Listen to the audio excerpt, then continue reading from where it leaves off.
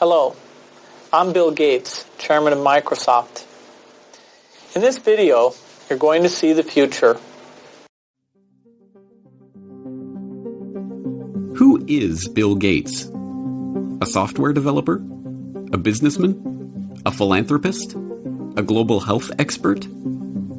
This question, once merely academic, is becoming a very real question for those who are beginning to realize that Gates' unimaginable wealth has been used to gain control over every corner of the fields of public health, medical research, and vaccine development. And now that we are presented with the very problem that Gates has been talking about for years, we will soon find that this software developer with no medical training is going to leverage that wealth into control over the fates of billions of people. Because until we get almost everybody vaccinated globally, we still won't be fully back to normal. Bill Gates is no public health expert. He is not a doctor, an epidemiologist, or an infectious disease researcher.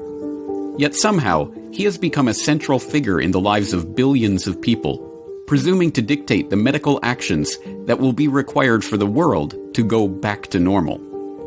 The transformation of Bill Gates from computer kingpin to global health czar is as remarkable as it is instructive, and it tells us a great deal about where we are heading as the world plunges into a crisis, the likes of which we have not seen before. This is the story of how Bill Gates monopolized global health. You're tuned into the Corbett Report. Until his reinvention as a philanthropist in the past decade, this is what many people thought of when they thought of Bill Gates. In the case of the United States versus Microsoft, the US Justice Department contended that the software giant had breached antitrust laws by competing unfairly against Netscape Communications in the internet browser market, effectively creating a monopoly. Bill's first concern was that the prosecution could potentially block the release of his company's latest operating system, Windows 98. Are you asking me about when I wrote this email, or what are you asking me about? I'm asking you about January of 1996. That month. Yes, sir. And what about it? What non-Microsoft browsers were you concerned about in January of 1996? I don't know what you mean concerned. What is it about the word concerned that you don't understand?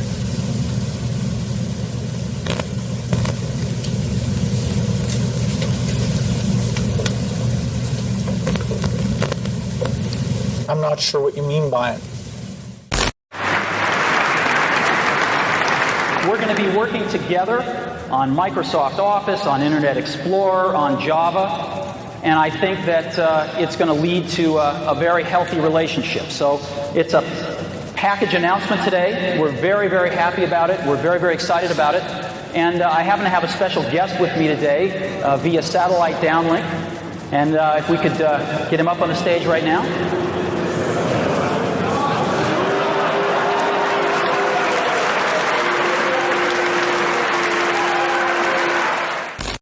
Police and security guards in Belgium were caught flat-footed today by a cowardly sneak attack on one of the world's wealthiest men. The target was Microsoft chairman Bill Gates, arriving for a meeting with community leaders.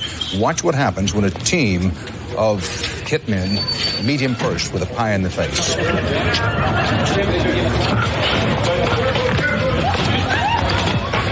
Gates was momentarily and understandably shaken, but he was not injured. The hit squad piled on with two more pies before one of them was wrestled to the ground and arrested. The others, for at least the moment, got away. Gates went inside, wiped his face clean, and made no comment. He then went ahead with his scheduled meeting. No word on the motive for this attack. But once reviled for the massive wealth and the monopolistic power that his virus-laden software afforded him, Gates is now hailed as a visionary who is leveraging that wealth and power for the greater good of humanity. In the 22nd century, a book will be written about the entrepreneur of the 21st century. I'm sure that the person who will foremost come to the mind of those historians is certainly Bill Gates. I don't think it's hyperbole to say that Bill Gates is singularly, I would argue, the most consequential individual of our generation. I mean that. Our next guest is one of the richest and most generous men in the world. Please welcome Bill Gates. At a time when everyone is looking to understand the scope of the pandemic and how to minimize the threat, one of the best informed voices is that of businessman and philanthropist Bill Gates. The process by which this reinvention of Gates's public image took place is not mysterious. It's the same process by which every billionaire has revived their public image since John D. Rockefeller hired Ivy Ledbetter Lee to transform him from the head of the Standard Oil Hydra into the kind old man handing out dimes to strangers. Don't you give a dime, Mr. Rockefeller? Go ahead. Give it a dime. Thank you, sir. Thank you very much. I consider myself... Thank you for the ride. I consider myself more than amply paid. Bless you, bless you, bless you. More to the point, John D. Rockefeller knew that to gain the adoration of the public, he had to appear to give them what they want. Money. He devoted hundreds of millions of dollars of his vast oil monopoly fortune to establishing institutions that, he claimed, were for the public good. The General Education Board, the Rockefeller Institute of Medical Research, the Rockefeller Foundation. Similarly, Bill Gates has spent much of the past 2 decades transforming himself from software magnate into a benefactor of humanity through his own Bill and Melinda Gates Foundation. In fact, Gates has surpassed Rockefeller's legacy with the Bill and Melinda Gates Foundation, long having eclipsed the Rockefeller Foundation as the largest private foundation in the world, with $46.8 billion of assets on its books that it wields in its stated program areas of global health and development, global growth, and global policy advocacy. And, like Rockefeller, Gates's transformation has been helped along by a well-funded public relations campaign. Gone are the theatrical tricks of the PR pioneers. The ubiquitous ice cream cones of Gates' mentor Warren Buffett are the last remaining holdout of the old Rockefeller handing out dimes gimmick. No, Gates has guided his public image into that of a modern-day saint through an even simpler tactic: buying good publicity.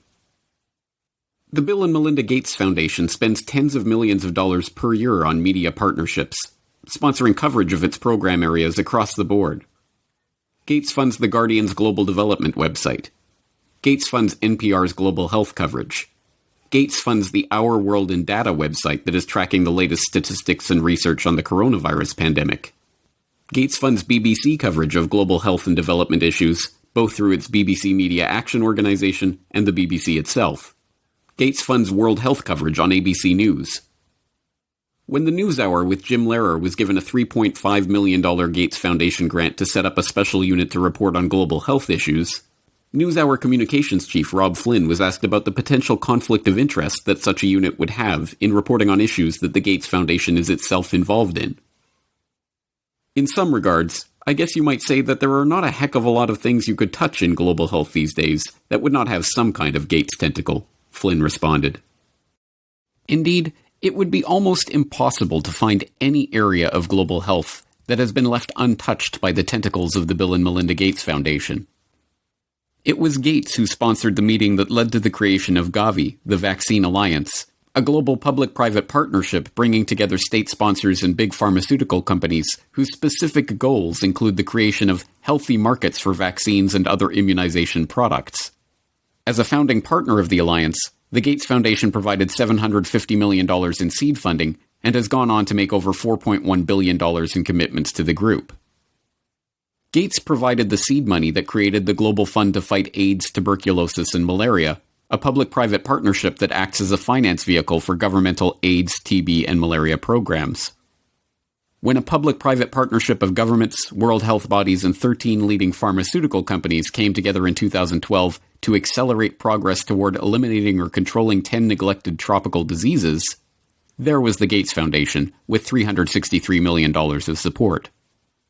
When the Global Financing Facility for Women, Children, and Adolescents was launched in 2015 to leverage billions of dollars in public and private financing for global health and development programs, There was the Bill and Melinda Gates Foundation as a founding partner with a $275 million contribution. When the Coalition for Epidemic Preparedness Innovations was launched at the World Economic Forum in Davos in 2017 to develop vaccines against emerging infectious diseases, there was the Gates Foundation with an initial injection of $100 million. The examples go on and on.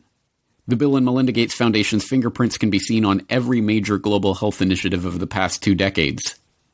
And beyond the flashy multi-billion-dollar global partnerships, the foundation is behind hundreds of smaller country and region-specific grants, $10 million to combat a locust infestation in East Africa, or $300 million to support agricultural research in Africa and Asia, that add up to billions of dollars in commitments. It comes as no surprise, then, that far beyond the $250 million that the Gates Foundation has pledged to the fight against coronavirus, every aspect of the current coronavirus pandemic involves organizations, groups, and individuals with direct ties to Gates funding. From the start, the World Health Organization has directed the global response to the current pandemic. From its initial monitoring of the outbreak in Wuhan and its declaration in January that there was no evidence of human-to-human transmission, to its live media briefings and its technical guidance on country-level planning and other matters, the WHO has been the body setting the guidelines and recommendations shaping the global response to this outbreak. But even the World Health Organization itself is largely reliant on funds from the Bill and Melinda Gates Foundation. The WHO's most recent donor report shows that the Bill and Melinda Gates Foundation is the organization's second largest donor behind the United States government. The Gates Foundation single-handedly contributes more to the World Health Body than Australia, Canada, France, Germany, Russia, and the UK combined. What's more, current World Health Organization Director General Tedros Adhanom Ghebreyesus is in fact, like Bill Gates himself, not a medical doctor at all, but the controversial ex-Minister of Health of Ethiopia, who was accused of covering up 3 cholera outbreaks in the country during his tenure. Before joining the WHO, he served as chair of the Gates-founded Global Fund to fight AIDS, tuberculosis, and malaria, and sat on the board of the Gates-founded Gavi, the Vaccine Alliance, and the Gates-funded Stop TB Partnership. The current round of lockdowns and restrictive stay-home orders in Western countries were enacted on the back of alarming models predicting millions of deaths in the United States and hundreds of thousands in the UK. Imperial College in London released a COVID-19 report, and that's where most of our U.S. leaders are getting the information they're basing their decision-making on. The report runs us through a few different ways this could turn out depending on what our responses are. If we don't do anything to control this virus, over 80% of people in the U.S. would be infected over the course of the epidemic, with 2.2 million deaths from COVID-19. That 2.2 million deaths also doesn't account for the potential negative effects of health systems being overwhelmed. From this evening, I must give the British people a very simple instruction. You must stay at home. Enough is enough. Go home and stay home. A statewide order for people to stay at home. The work of 2 research groups was crucial in shaping the decisions of the UK and US governments to implement wide-ranging lockdowns, and, in turn, governments around the world. The first group, the Imperial College COVID-19 Research Team, issued a report on March 16th that predicted up to 500,000 deaths in the UK and 2.2 million deaths in the US unless strict government measures were put in place. The second group, the Institute for Health Metrics and Evaluation in Bill Gates' home state of Washington, helped provide data that corroborated the White House's initial estimates of the virus effects, estimates that have been repeatedly downgraded as the situation has progressed.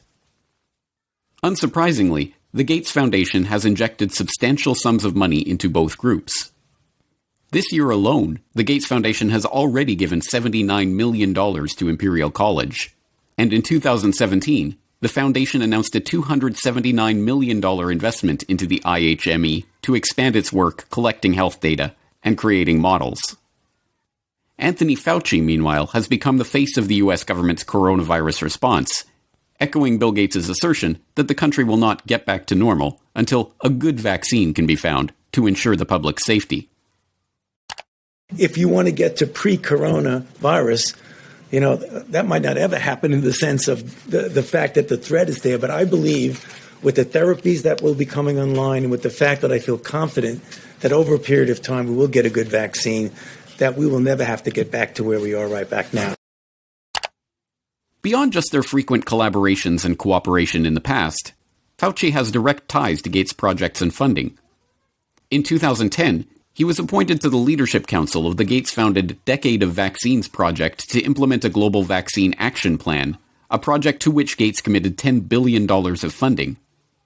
And in October of last year, just as the current pandemic was beginning, the Gates Foundation announced a $100 million contribution to the National Institute of Health to help, among other programs, Fauci's National Institute of Allergy and Infectious Diseases research into HIV.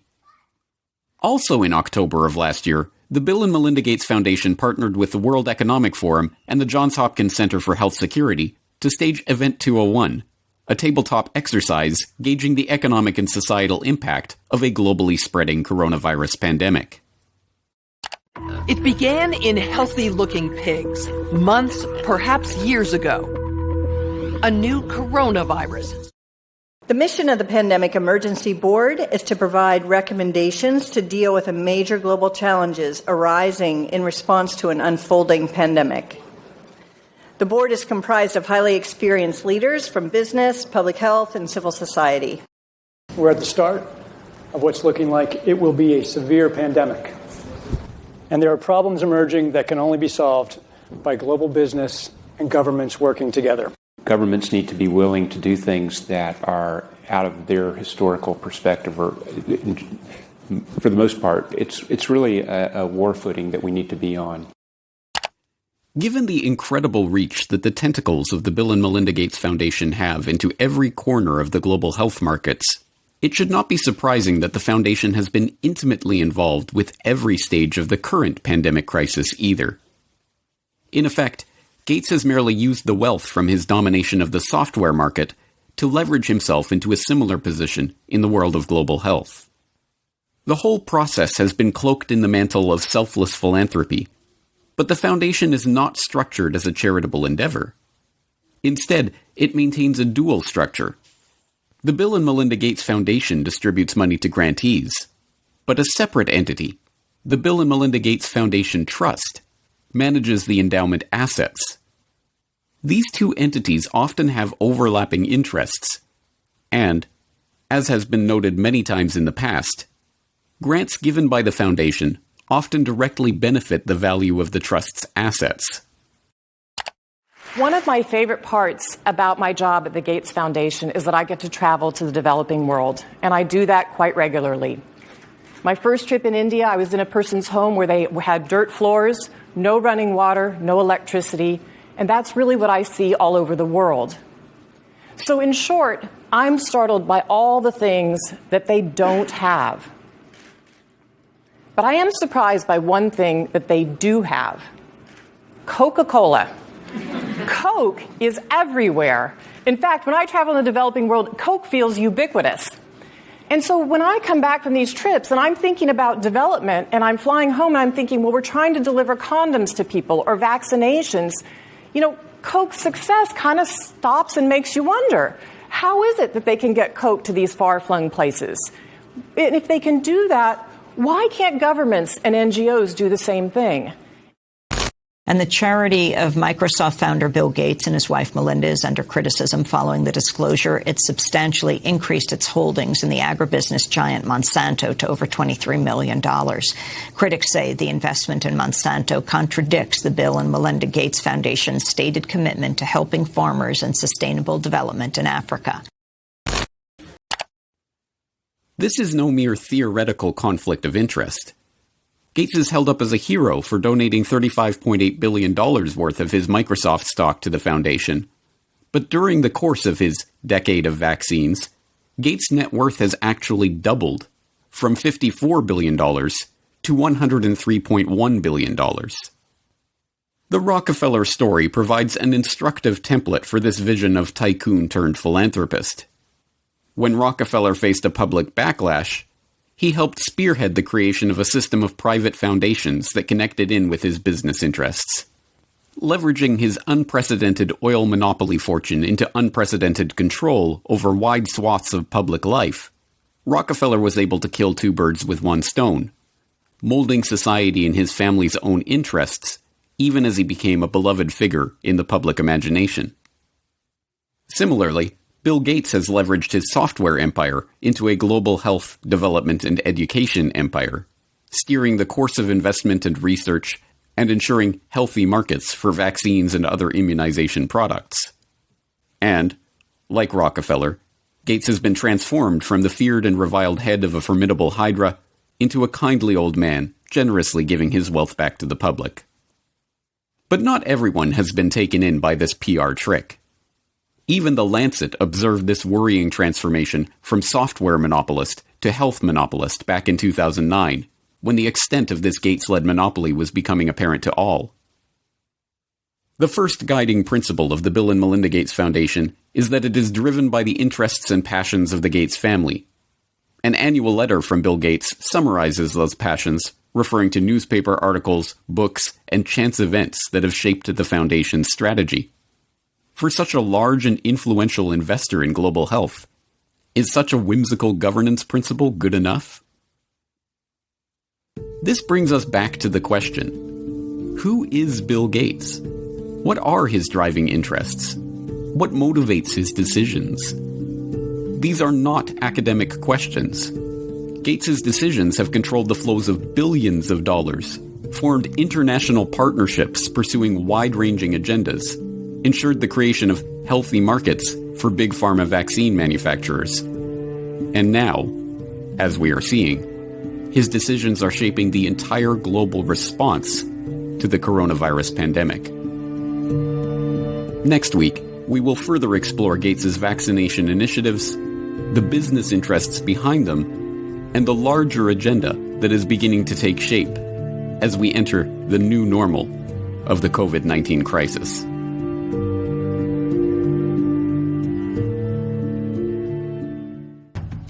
Next week on the Corbett Report. And then the final solution, which is a year to 2 years off, is the vaccine. The only thing that will really allow life as we once knew it to resume is a vaccine. This will be the new normal until a vaccine is developed. The truth is that this attempt to reorient the global health economy was part of a much bigger agenda. When we started developing coronavirus vaccines, we noticed in laboratory animals that they started to show some of the same immune pathology. Just to head off the conspiracy theorists, maybe we shouldn't call the vaccine the final solution. Maybe just the best solution. Okay?